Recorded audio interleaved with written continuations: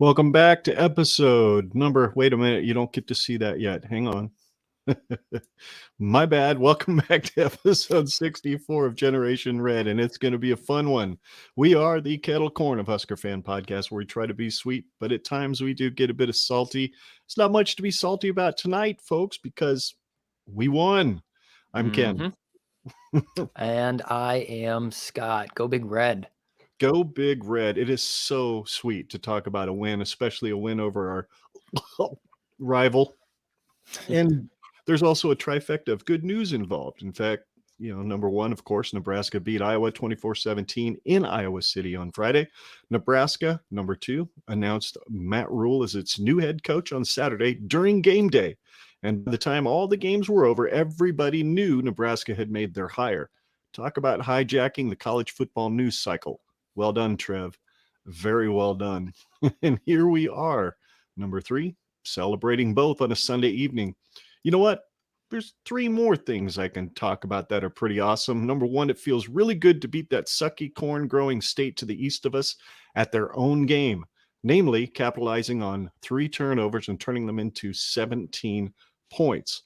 Number two, it feels really good to prevent Iowa from going to the conference championship game in Indianapolis.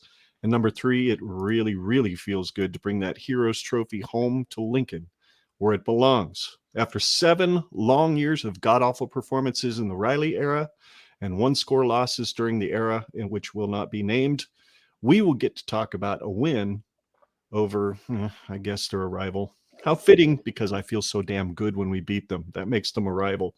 How fitting is it that Nebraska won the game by 1 score on a turnover late in the fourth quarter, no less? Sounds kind of familiar. And usually wasn't on the good side for us, with as familiar as that is. I'd say it's the perfect way to end a 7-game losing streak and 7 really crappy years of pain. Let them hate themselves for a whole offseason. Meanwhile, we get to anticipate the start of the Matt Rhule era. We will give our overall impressions of the game tonight, cover the stats, give out our final game breaker and game wrecker of the week awards, and rate the offense, defense, and special teams. After that, we've got a really cool segment. No, I'm sorry, we're not going to talk about Matt Rhule. We will do that next Sunday at 4:30 p.m. Central Standard Time with a bunch of friends of ours from different Husker fan podcasts, where we'll break down anything and everything Matt Rhule for you. But this second segment tonight, we're going to talk about the impact that Bill Busch has made on this team as the Huskers defensive coordinator since taking over after the Oklahoma game. We're going to look and compare and contrast all the stats from 4 years and 4 games under Eric Shenander to what Coach Busch accomplished in just 8 short games in a conference known for extremely elite coaching. It should make for a compelling case to keep him on Coach Rhule's new staff for 2023 and beyond. We hope he does. And if not at defensive coordinator, at least let him coach somewhere on the defense and coordinate special teams, because, man, they have definitely made a jump. And I thought the safeties have played really, really well since Busch has primarily been coaching them as well, besides coordinating the defense. In my opinion, keeping him is as important as retaining Mickey for the purposes of both recruiting and keeping some staff continuity in all 3 phases of the game. If you're wondering about our specific thoughts on Nebraska's new head coach, as I said earlier, next week, 4:30 p.m. Central Standard Time, we will live stream with some buddies from other Husker fan podcasts. So make sure you're subscribed to Generation Red in your favorite podcast app, or go to genredpod.com to find the link to our YouTube channel. So let's talk about Iowa. I know you've got some interesting thoughts you'd like to share, Scott, so go right on ahead and start off with our overall impressions of the game. All right. once again, go Big Red. I'm really excited about this win. I said it on Facebook to a friend of mine because he was really upset that I even picked Iowa to win this game, and for good reason. I mean, I went against my word. I recognized that last week that I said when we started this podcast, I would never pick Iowa to win a game against us. Doesn't matter how good or how bad we were. And I clearly either one, forgot about it, or two, just didn't care. But I think it's just because I forgot about it because it was just such a painful season, really. We lost a coach, which wasn't really all that painful. It was more just painful that we lost the idea of what we thought we were going to get from a coach. So there was that. And then, I mean, we just go on this losing streak and we come off of a heart-wrenching defeat against Wisconsin. And when it's all said and done, I just couldn't stomach the idea of thinking we could win one more game. I really was just looking to the offseason. But my goodness, I couldn't be any happier about being wrong about a prediction. I mean, shoot, I will gladly take an L on any take I make for any games that we ever play where I pick us to lose and I'm wrong. I will gladly take that. But unfortunately, what that means is that from the time that we joined the Big Ten, I have never once in my mind walked into an Iowa game with the mindset that we were going to lose until this game. So what does that mean? I don't know. Sure sounds like a jinx to me. Um, one of those kind of jinx where am I supposed to predict that we lose every year so that we can somehow, through all of the weird laws of the universe, pull off another win?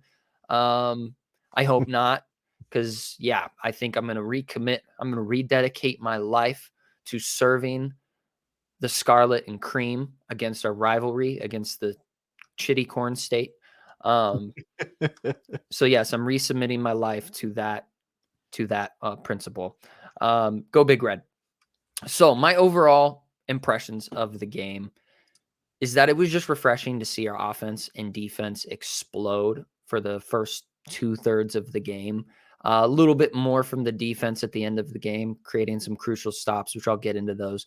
But these are a few of the exciting moments I kind of wrote down that I just want to reminisce on, because when we get a victory like we did against a team that has a history of snatching a victory from us, I mean, it's just so Mhm. much, it's just so worth reminiscing on. So we kick off the game with an 87-yard touchdown reception in our second, well, we don't kick off the game, but our second series.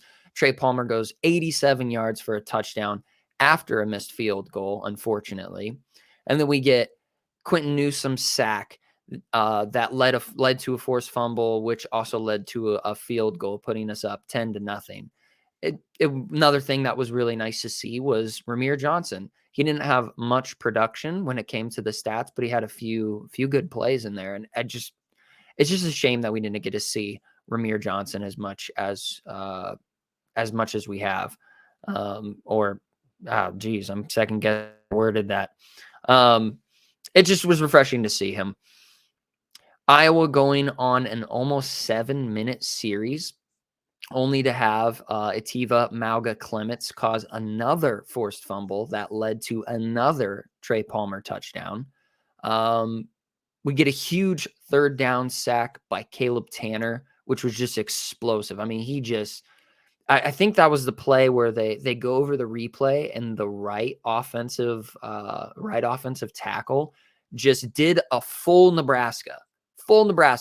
He's staring right at Caleb Tanner, and then he turns to the left and looks at a ghost. There's nobody there.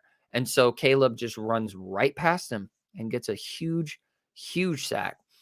We have a failed series, or we have a failed first series of the second half, only to immediately force another turnover during that point. That would lead us to the last. Oh, did I get something screwed up here?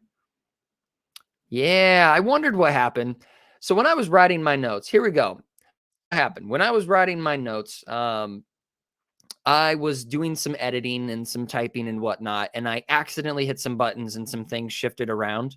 And I felt like there was a few lines missing from my second point that I made. And that makes perfect sense. Somehow it moved itself right smack dab in the middle of my first point. So disregard that. Uh, so huge stack by Caleb Tanner. And then that would lead us to the, oh my gosh, what is all messed up? Wow. I royally screwed this up. My goodness. So my notes are all screwed up. Anyway, so let's see if I can still keep this in chronological order. Probably not. Marcus Washington snags up a TD right at the goal line during the final. What in the world? Okay, yep. During the final 2 Half. we have Yeah. two defensive stops that seals up the game that gives Nebraska their first win against Iowa since 2014. Once again, guys, I sincerely apologize. That is all messed up. Things are just not where they're supposed to be. I don't know how in the world that happened, but we will just take an L on that one as well. So yeah, great first half. Going into the second half, we score essentially the final points that we can. I believe that was Marcus Washington getting those last points of the game. And then we get two huge defensive stops that seal up the game. Those were pretty much the highlights. What did you think of just some of the huge moments of the game? Like, what was going through your head when we had some of those explosive moments?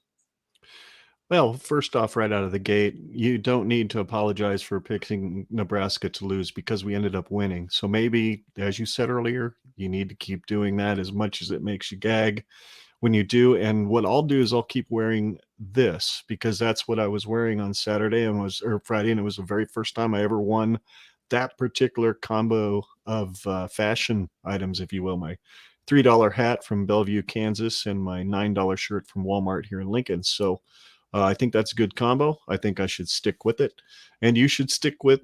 As hard as it is, maybe that's what did it. I'll wear that, and you pick us to lose. Pain. You're right. Those big moments, man, and there seemed to be so many of them, and so many of them that went our favor. For example, referees. I mean, there really wasn't a whole lot of difference in the yardage and penalties, but man, it seemed like every review came out to our favor. Much like the Wisconsin game, it seemed like it was Iowa shooting themselves right in the foot. And I hate to steal one of your points later, but that's what they did. I mean, they were making the mistakes we usually make in these games. Um, and, just to go to a point that, and this is kind of struck me on Saturday when I was listening to, earlier today when I was listening to the entire segment on game day, which I never watched, but because Matt Rhule was on there, I watched it. And he made a point of saying that he congratulated Mickey Joseph, said he's done an absolutely outstanding job with the team. And then he did mention Scott Frost. He said he's had great respect for Frost and that he considers him a friend. And he said the one thing Frost did was he had those guys ready to work and they never gave up in a game in spite of the record. And he's right. Kids never quit on them. I remember watching teams quit in 2007, 2017. So those are absolutely true. And I think Rhule's going to come in and take that never say die, never quit attitude up a notch. But I said we weren't going to talk about him today. My apologies there. Big moments in the game for sure. The big time catch by Palmer and that huge throw by Thompson. I was fiddling around with the TV and trying to sync up the audio on my phone so I didn't have to listen to the morons on BTN call the game. And I finally got it synced just as Palmer caught that ball and heard Greg Sharp, caught, he's going to go, and all this. And I'm losing my mind. Your mom's losing her mind. And it was like, oh, cool. We get to, but then we still had to keep syncing it up the rest of the game because every Seemed like every hour BTN decided to just stop playing the game on YouTube TV, and we'd have to reset the TV and all that stuff. So those were huge moments for me, was fiddle farting around with the TV and trying to get it synced up with the radio. Missed the second touchdown to Palmer because the TV was out. We heard it obviously on the radio, but we didn't get to see it until I watched the highlights later. But for me, and this is kind of my last bullet point, I guess it's a good time to ask this question. Without Trey Palmer, does this team put up 24 points? And I asked that just simply in light of the fact that come next year, number 3 is not going to be on the field. He's declaring for the NFL draft. So that's kind of a big question I have in my mind. Would we score those 24 points without Trey Palmer? I think we would, because we had got some really good field position on turnovers. And Marcus stepped up in some big moments. Alante had a couple of key catches. So anyway, to me, the biggest thing for me in this game was it was just a tale of two halves. Great first half, dynamic on offense and defense. Second half, struggling to hold the lead, but at least this time they did. So that's really, for overview of the game for me, that's really it. It's all I really need to say about it, because it was exactly what the game needed to be. Win a close one, prove themselves they could do it, go into the offseason with a new coach coming in going, okay, now we're really ready to work. Anyway, I know you've got some more to say, so go ahead. Yeah, and you kind of said something that segues right into it, where you said we won a close game. And one of the things that really set in was you could definitely feel the momentum shift throughout the second half, where it wasn't a close game, 24-0. And then it ended up being a close game, which was just the most Iowa versus Nebraska thing that could possibly happen. But yeah, you especially consider the fact that when the sky goes dark in Kinnick, wild shit happens. First, Iowa gets a huge 44-yard touchdown run by Caleb Johnson. Then 2 series later, Iowa goes 90 yards with 9 plays in less than 3 minutes to get a very physical 14-yard touchdown by Luke Lachey.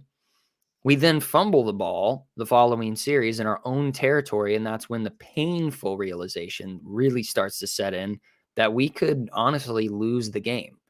Because up to that point, I was still kind of just sitting there on the couch at my in-laws' house, and I was just sitting there like thinking like, this is too good to be true. Like 24-0. This is too good to be true. And when Caleb Johnson popped off that 44-yarder, I mean, it kind of was just like,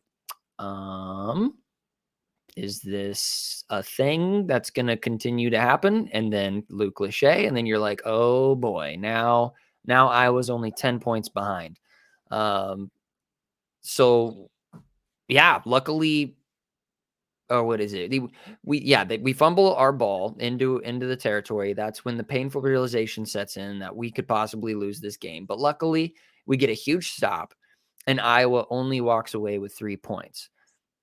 At this point, with a 24-17 lead with 5.5 minutes left in the game, I'm feeling absolutely sick to my stomach. As not only does Iowa only need 1 touchdown to tie the game and likely to go into overtime, but the announcers kept mentioning over and over that this would be the biggest comeback win in Iowa football history.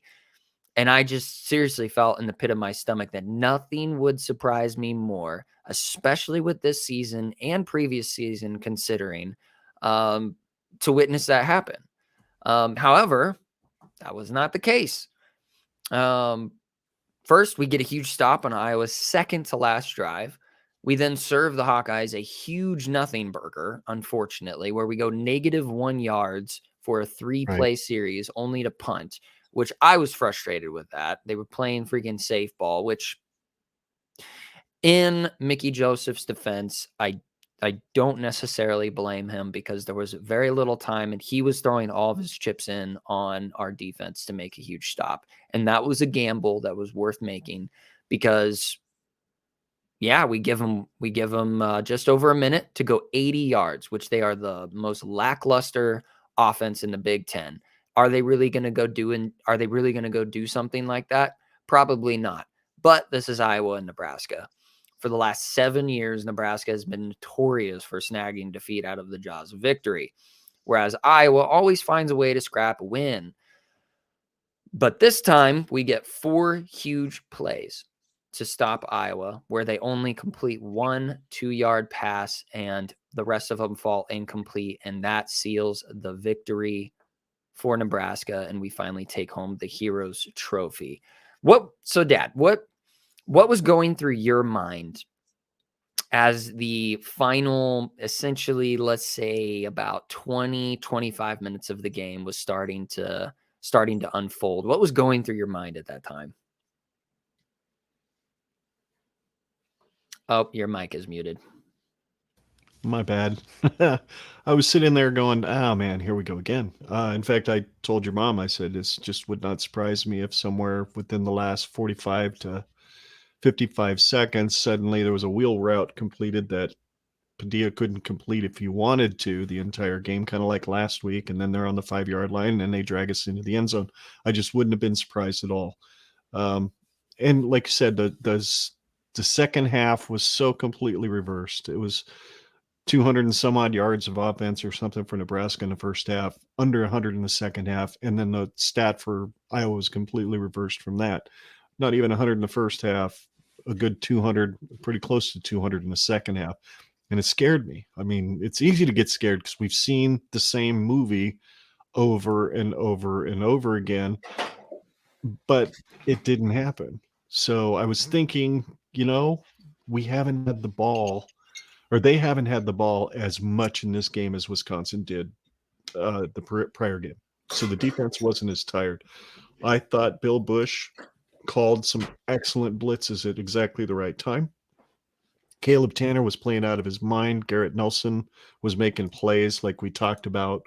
I don't remember if we talked about it before we started streaming or after, but that punt that was muffed, that Garrett Nelson was the guy that got down there first and knocked that guy away from his own muffed punt, so that whoever it was, Mauga-Clements or somebody, got down there to recover it. Yep. It was incredible. I mean, that's just effort from up and down the roster. And I can say this for sure, that I never saw a lack of effort in any of the games we lost this year. I saw these guys play their guts out. This time it worked. This time the offense did just enough to keep the defense fresh enough that those last 25 minutes, while nerve-wracking, I had a better feeling than I did, against Wisconsin. Wisconsin, I just knew they were going to lean on us. And but with this one, I was like, it's Iowa. Their offense isn't quite as good, and it's Padilla or whatever they call him, Armadillo, whatever his name is. So that's kind of what I was thinking. 25 minutes to go in the game. Well, here we go again, especially those last 5, like you said. Scare the living daylights out of you, right? You're just not sure where this is going to go, especially with the way the offense was basically just trying to play keep away. Melt the clock offense is what I called it. And it worked. Thank God it worked. So anyway, that's really all I've got to say. I know you've got one more point you wanted to make, which I kind of stole some of the thunder on. I apologize for that, but go ahead. No, you're good. To pretty much finish off the overall impressions, I will kind of repeat some of the things my dad said and just really stress the fact that, I mean, like I said, I think I already said this either before the podcast or during the podcast. I don't remember. It overlaps too quickly. For the first time in the Nebraska-Iowa rivalry, I felt like we finally weren't the team with a gun pointed at their feet. Iowa made huge mistakes, like not prototypical Iowa things. Iowa doesn't beat themselves, and they beat themselves. And we made, it was very exhilarating. Like, it was very exhilarating to watch. Like, I couldn't believe what I was seeing. But yeah, I'm just stoked. It felt really good going into Saturday with a W, especially considering how great of a weekend of football we got to witness on Saturday. Just crazy football games. So that that's pretty much it. I think that my biggest takeaway was honestly the fact that Iowa wanted to shoot themselves in the foot, and Mickey Joseph wasn't scared of Iowa's defense and was completely willing to throw bombs down the field and kind of mix things up a little bit. There were still some things left to be desired, but it's the last game of the season, and It's a W. That's a W. So, what do you say we roll into some of the game stats, key stats, really? Yep, absolutely. The same stats we usually go through every week. These are the ones that really make the biggest difference in the game, and at least in our opinion. And it wasn't a complete domination by Nebraska. Nebraska won 5 of the statistical categories, while Iowa won 3 of them. Nebraska had 17 first downs to Iowa's 18. Nebraska was 5 of 14 on third down, but they were actually more efficient, being 6 of 16 by like 0.05 percentage points more efficient. Nebraska had 329 total yards to 274 for Iowa, which is an interesting number simply because when we take a look at some of the Bill Busch numbers later, it won't surprise you that they held them to that number, except for the fact that Iowa's offense has been pretty sucky for the most part this year. 278 passing for Nebraska to 150 for Iowa, 51 yards rushing for Nebraska. Kind of what's been going on the last few weeks. So did we expect more? Probably not. 124 yards rushing for Iowa. I felt pretty good about the fact that we held them to that low. Nebraska was 6 penalties for 40 yards. Iowa 7 for 65. We only had 1 turnover. They had 4, which is completely uncharacteristic of Iowa and a big reason why we won. Yeah. Probably the main reason why we won, because really the time of possession was not all that different. We had the ball 2.5 minutes longer than they did at 31 minutes, 15 seconds to 28:45. Interesting note, quarterback rating. Casey Thompson had a QBR of 95.5, whereas Padilla had a 10.8 QBR. You're not going to win a lot of games when your quarterback's only getting a 10.8, but surprisingly, passing to rushing numbers are very, very balanced. They just didn't have much of them. Mm-hmm. So, but yeah, those are the stats. I mean, is there a stat that jumps out to you that kind of, as you were doing your overview, that you say, yep, that makes sense? Well, not particularly. I just wanted to point out just one of the interesting things I noticed about the time of possession is that both Nebraska and Iowa's longest series, Iowa's longest series was 6 minutes and 42 seconds, which led to a fumble. And Nebraska's longest series was, I just went right past it. Where'd it go? 6 minutes and 16 seconds, and it led to a punt. And so it was very uncharacteristic of not only Iowa, but also just if you're going on a series that's longer than 5.5, 6 minutes, you usually expect to at least get 3 points out of it. And neither Nebraska nor Iowa were able to figure out how to do that. But then the rest of them were like, 46 seconds, 22 seconds, 2 minutes, 1 minute, 3 minutes, 1 minute, 1 minute, 4 minutes, 1 minute, 2 minutes, 2 minutes, less than a minute, 3 minutes, 2 minutes. I mean, it was so uncharacteristic to a Nebraska-Iowa game. Just short possessions between the two teams. And yes, of course, like you said, the most uncharacteristic part of that is definitely the turnovers in the Iowa column. So those were just some interesting things that I was thinking about when looking at those stats. All righty. Well, how about we keep right on a rolling through this game and talk about 2 of the guys in the game that really made a difference, namely our game breaker and our game wrecker of the week. The game breaker on offense, I think we both agree, is wide receiver Trey Palmer. It's like, the 4th time he's gotten that award from us this week. 9 catches, 165 yards, averaged 18.33 yards per catch, and 2 touchdowns. He ended up breaking the single season record for receiving yardage that was held by Stanley Morgan Jr. and declared for the NFL draft on Saturday. So good luck to you, Trey. God bless. Thank you for all that you did for us this year in an effort that was probably something you didn't expect to happen when you came here. I'm sure you expected the yardage. I just didn't think you expected the record. So thanks for all you did. Thanks for staying the course. And we'll be looking forward to watching you in the NFL. So there you go. Trey Palmer is our game breaker. Any comments on that? Yeah, just one of the things that I remember in the preseason, and I wasn't alone on this. I think it was Michael Schaefer from the 24/7 podcast. Correct me if I'm wrong, but he and many other people, to include myself, thinking about Trey Palmer coming here from LSU. I mean, there wasn't really much you could judge on the guy that would have led you to believe that he was going to do what he did, other than the fact that he was just a quick son of a gun. But speed doesn't always translate to being an explosive wide receiver. You kind of have to have elusiveness, and you have to be able to break yourself off of blocks. And Trey Palmer found ways to do that and had an absolute breakout season with Nebraska. So yeah, one of the primary things that I think about when I think about Trey Palmer is going into the season, I did not expect him to be as proficient as he was. And my goodness, am I thankful for that. What a surprise. What a wonderful surprise, really. But yeah, like tons of people on Twitter are going at each other's necks, because I think Michael Schaefer was the one that or not Michael Schaefer. Michael Brunts, I think, is the other guy. One of the guys from the 247 podcast. I don't remember who it was, but somebody found an old tweet that he said where it was like, I don't think Trey Palmer is going to really be all that much of an effect to our offense.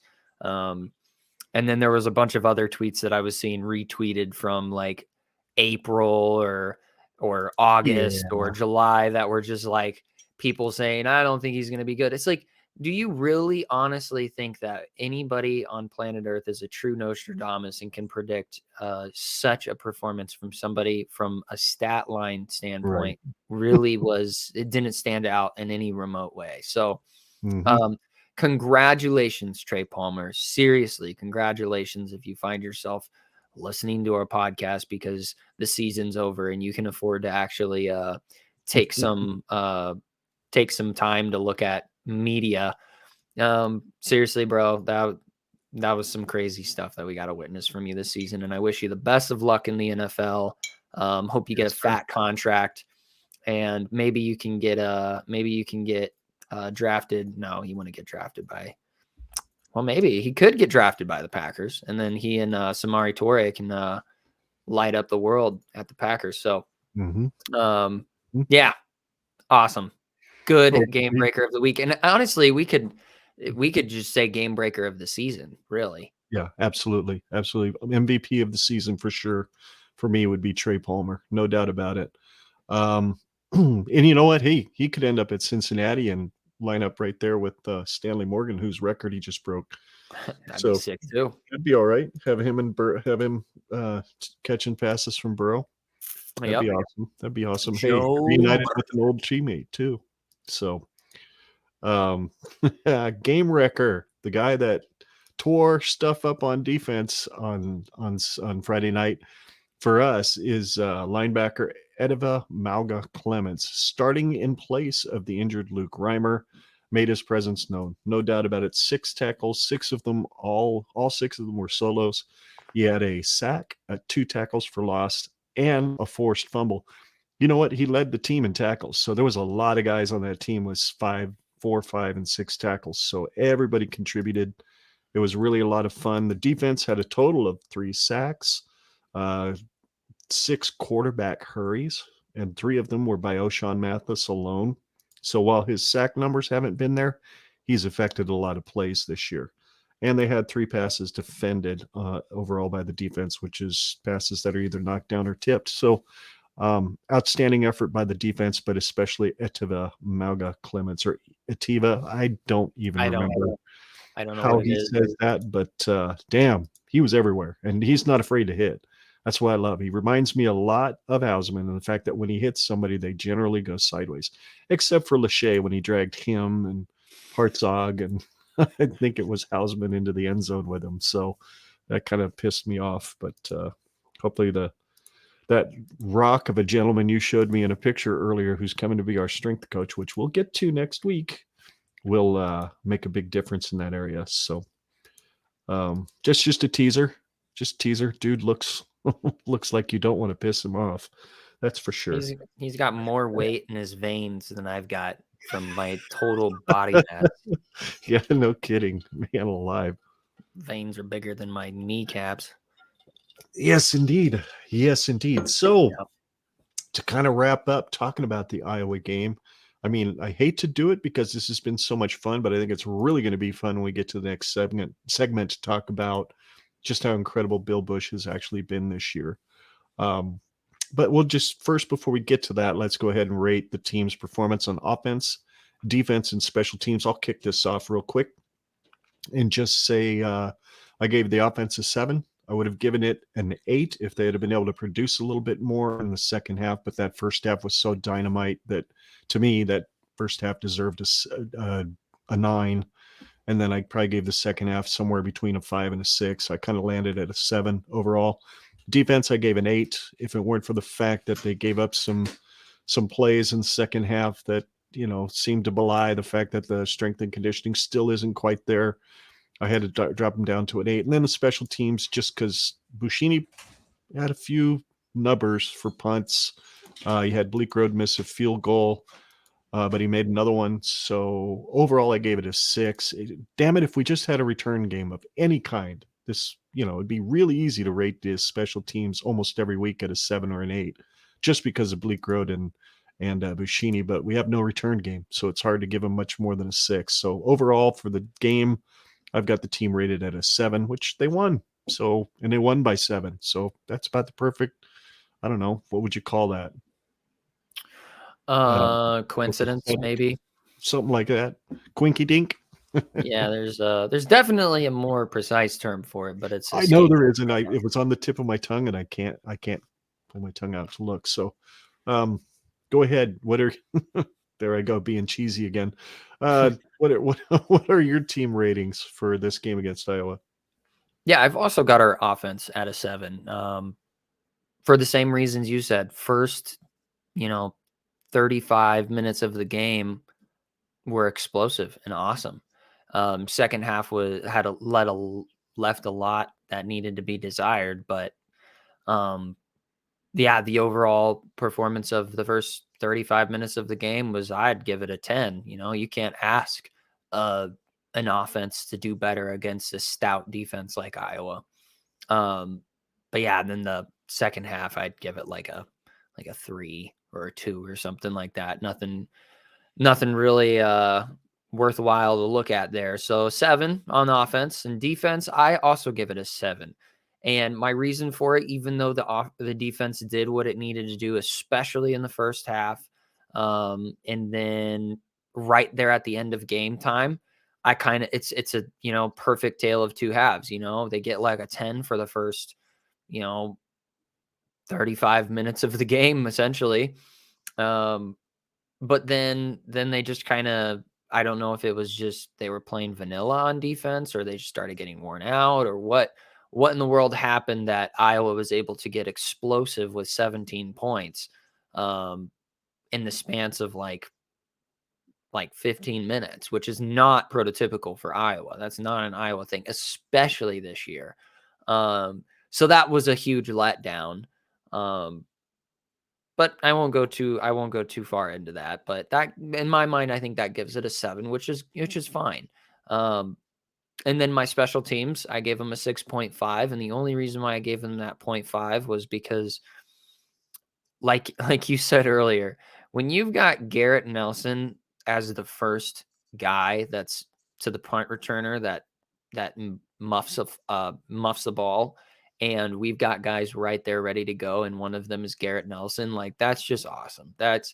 That's Bill Busch coaching the living crap out of them, and his assistants that he's got working for him coaching the crap out of them. Missed field goal, few punts that had less than desirable finishes to them. I think that warrants a 6.5. So my overall rating of the team is a 6.8, which Boy, I would have never thought of that. I honestly thought our offense was going to get shut down. It was going to be a very close scoring game because I think my score prediction was like 13-7 Iowa or something like that. I don't remember.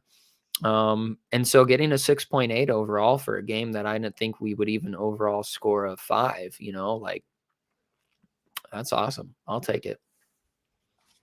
Absolutely. Absolutely. So I'd say that pretty much wraps up our review and recap of the Iowa game. And if you just pause with me for a moment, folks, we've got a few watching. Let's just pause for a moment and just reflect on the fact that we now have the Heroes Trophy. And there were 2 Hawkeye fans in the stands who just thought that somehow holding on to the top of that trophy was just going to keep Garrett Nelson from grabbing it. But you live in Iowa, so I guess I understand. I mean, there's really not a whole lot that you guys know except crappy corn. So anyway, I don't know why I went there, but that's a rabbit trail. Oh, it was so cringy. It was so cringy watching it. It was at the beginning video of this stream. So if you missed the very beginning when I played the intro video, you'll see them go run up and get the Heroes Trophy, and those 2 fans there thinking they're going to hold on to the top of it and keep it away from Garrett Nelson was funny.